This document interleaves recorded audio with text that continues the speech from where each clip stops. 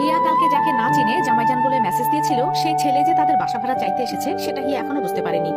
এই মুহূর্তে হিয়া কথা বলার জন্য শ্রাবণ আর কাপুকে ভেতরে ঢুকতে বললো। শ্রাবণ ভেতরে ঢোকার আগে বললো, বাড়িতে আর কেউ নেই না? মানে আপনি একা থাকলে ঢুকবো না। হিয়া হালকা হেসে বললো, আম্মু আছে, আসুন। শ্রাবণ ভেতরে ঢুকলো। হিয়া ওদেরকে ড্রয়িং রুমের সোফায় বসতে বললো।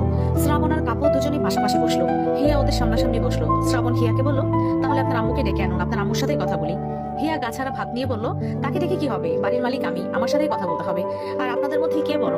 কাপু শ্রাবণকে দেখিয়ে বলল, ভাইয়া বড়। হিয়া শ্রাবণের দিকে তাকিয়ে রইল। মনে হলো কোথায় যেন দেখেছে, কিন্তু মনে করতে পারছে না। শেষে বলে উঠলো, আপনাকে না কোথায় যেন দেখেছি। শ্রাবণ হেসে বলল, দেখতেই পারেন যেহেতু পৃথিবীটা গোল। আর আপনারা ব্যাচেলর নাকি বিয়ে করেছেন? না, বিয়ে করিনি। গার্লফ্রেন্ড আছে? না। কেন বলুন তো? না, ওই আর কি, যদি থেকে থাকে তাহলে ওদের ফ্ল্যাটে আনা যাবে না। শ্রাবণ বলল, ছি ওই রকম কিছু নেই। হিয়া তার মায়ের রুমের দিকে তাকিয়ে মনে মনে বলল, আল্লাহ আম্মুকে আগেই রুম থেকে বের করো না, কাজ করছে, কাজে যেন করতে থাকে, না হলে আমার সব প্ল্যান ভেস্তে যাবে। শ্রাবণ বলল, কি হলো, ভাড়া কি দেবেন না আমাদের? দেবো। আর শুনুন, আপনাদেরকে আগেই বলে দেই, এখানে থাকতে হলে কিছু শর্ত বা নিয়ম আছে। যেমন রাত 9টার পরে বাড়িতে ঢোকা যাবে না, কোনো ঝামেলা করা যাবে না। আর যেহেতু ব্যাচেলার আপনারা দুজনেই, সেক্ষেত্রে কোনো মেয়ে তো এলাউই না। শ্রাবণ গলার কণ্ঠটা মলিন করে বলে উঠলো, ঠিক আছে, আমরা এই নিয়মের বাইরে যাব না। এবার বলুন ভাড়া কত রাখবেন? ভাড়ার কথা পরে বলি, আগে বলুন আপনারা কয়টা রুম নেবেন? পুরো ফ্ল্যাটটাই ফাঁকা, সব মিলিয়ে 3টা bedroom, dining space, living space, kitchen সবই আছে। শ্রাবণ বলল, 2টো রুম লাগে দুজনের, আবার আমরা কেউই শেয়ার করে থাকতে পারবো না, বলতে গেলে পুরো ফ্ল্যাটটাই নেব। ঠিক আছে, তাহলে কয় মাস থাকবেন? শ্রাবণ মুখের কোণে বাঁকা হাসি ফুটিয়ে বলল, সারা বছর থাকলে কি সমস্যা? হিয়া ভুরু কুসকালো, মানে? আরে এই মাসটাই। ও, তাহলে পুরো ফ্ল্যাটটা মিলে 55,000 টাকা ভাড়া দিয়েন। কাবু উঠে দাঁড়িয়ে বলল, কি বলছেন, এত কেন? 10,000 টাকাই বেশি চাইছেন কেন? দারোয়ানকে জিজ্ঞাসা করেছিলাম, সে বলেছে 45,000-এ হয়ে যাবে। আর এখন ফাইজলামি করেন?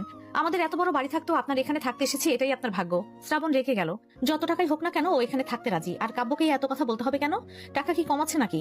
তাও এ কথা বলতে হবে ওর? শ্রাবণ কাব্যর দিকে তাকিয়ে চুপ থাকতে ইশারা করলো। কাব্য চুপ হয়ে বসে পড়লো। শ্রাবণ মুখে হাসি এনে বলল, কিছু মনে করবেন না হিয়া, আসলে ও বুঝতে পারেনি। হিয়া চকিতে শ্রাবণের মুখ পানে তাকিয়ে বলল, আপনি আমার নাম জানলেন কি করে? ওই যে দারোয়ান আপনার নাম বলছিল, তাই শুনেছি। আর আপনাকে তুমি করে বলি, আপনি করে অসুবিধা হচ্ছে। হিয়া মাথা নেড়ে বলল, ঠিক আছে, আর আপনারা এত জোরে কথা বলবেন না, আস্তে কথা বলুন। ঠিক আছে, আর তুমি যা ভাড়া চেয়েছো সেটাই দেবো। এবার আমাদের রুমটা দেখিয়ে দাও। হিয়া উঠে দাঁড়ালো। তার মায়ের রুমে গিয়ে উপরে ফ্ল্যাটের চাবির গোছাটা নিয়ে এলো, আর তার মাকেও ডেকে আনলো। মাহিমা বেগম ছেলে দুটোকে দেখে এগিয়ে এসে বললেন, হিয়া ওদের তো ঠিক মতো চিনলাম না। শ্রাবণ মুখের কোণে হাসি ফুটিয়ে সালাম দিল। এরপর হিয়া বলল, আম্মু, এই 2টা ভাইয়া 3 তলায় ভাড়া থাকতে এসেছে, এই মাসটাই নাকি থাকবে। ব্যাচেলর বলে কেউ ভাড়া দিচ্ছিল না, আর ওদেরকে দেখেও খারাপ মনে হচ্ছে না, আব্বুই ওদের কথা বলতে বলেছে। হিয়া তার মাকে সব কথা বললো, আবার একটু বাড়িয়েই বললো। মাহিমা বেগম বললেন, ঠিক আছে, আর ওদেরকে ভাড়া ঠিকঠাক বলে দিয়েছিস তো? গোলমাল করিসনি তো আবার?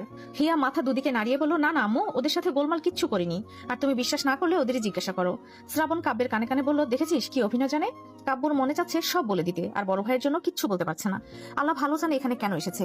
মাঝখান থেকে ওদের টাকাটাই জলে চলে গেল। যতই ধনী হোক, বসে থেকে এতগুলো টাকা দেওয়ার কোনো ইচ্ছেই নেই।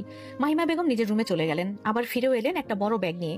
সেটা হিয়ার হাতে ধরিয়ে দিয়ে বললেন, ওদের রুমটা দেখিয়ে দে, আর এখানে নতুন বেডশিট পর্দা আছে, সেগুলো গুছিয়ে দিয়ে আয়। শ্রাবণ হালকা হেসে আন্তরিকতার সাথে বলল, আন্টি এগুলো আমাদের দিন, আমরা করে নেব। মাহিমা বেগম হেসে বললেন, না বাবা, এগুলো হিয়াই করুক। আসলে গত মাসে যারা চলে গিয়েছে তারপর পুরো ফ্ল্যাটটা ধুয়ে পরিষ্কার করে রাখা হয়েছে ঠিকই, কিন্তু নতুন বেডশিট আর পর্দাগুলো লাগায়নি। যা হিয়া, ওদের নিয়ে যা। হিয়া ব্যাগটা হাতে নিয়ে শ্রাবণ আর কাব্যকে সাথে যেতে বলল। শ্রাবণ যাওয়ার আগে মাহিমা বেগমকে সালাম দিয়ে চলে গেল। মাহিমা বেগম শ্রাবণ আর কাব্যর ব্যবহার দেখে সত্যি খুশি হলেন। কাব্য নিজের লাগেজ নিয়ে উপরে আসতে আসতে হাঁপিয়ে গিয়েছে। শ্রাবণ হিয়ার পেছনে পেছনে রুমে ঢুকে গেল। নিজের লাগেজটা রেখে ড্রয়িং রুমে আয়েশি ভঙ্গিতে বসে পড়ল। হিয়া ততক্ষণে 2টো রুমের বেডশিট, বালিশের কভার, পর্দাগুলো লাগিয়ে দিল। সবকিছু ঠিকঠাক করে নিয়ে শ্রাবণের সামনে এসে বলল, শুনুন, আমাদের যা করণীয় তা করে দিয়েছি, আর কাজের লোক এসে রান্নাবান্না যা করার করে দিয়ে যাবে। আর হ্যাঁ, যে শর্তগুলো দিয়েছি মনে থাকে যেন। থাকবে। তা তুমি চলে যাবে নাকি এখন? পাশ থেকে কাব্য বলে উঠলো, আপু ভাড়াটা কি কম নেওয়া যায় না? হিয়া মাথা নাড়িয়ে বলল, না, আপনাদের ভাড়া দিয়েছি এই অনেক, অন্য কোনো বাসা হলে ডাবল দিলেও আপনাদের ভাড়া দিত না। কাব্য বলল, কেন দিত না? কারণ আপনারা ব্যাচেলর। আর 10,000 টাকা কেন বেশি চেয়েছি জানেন? কেন আপু?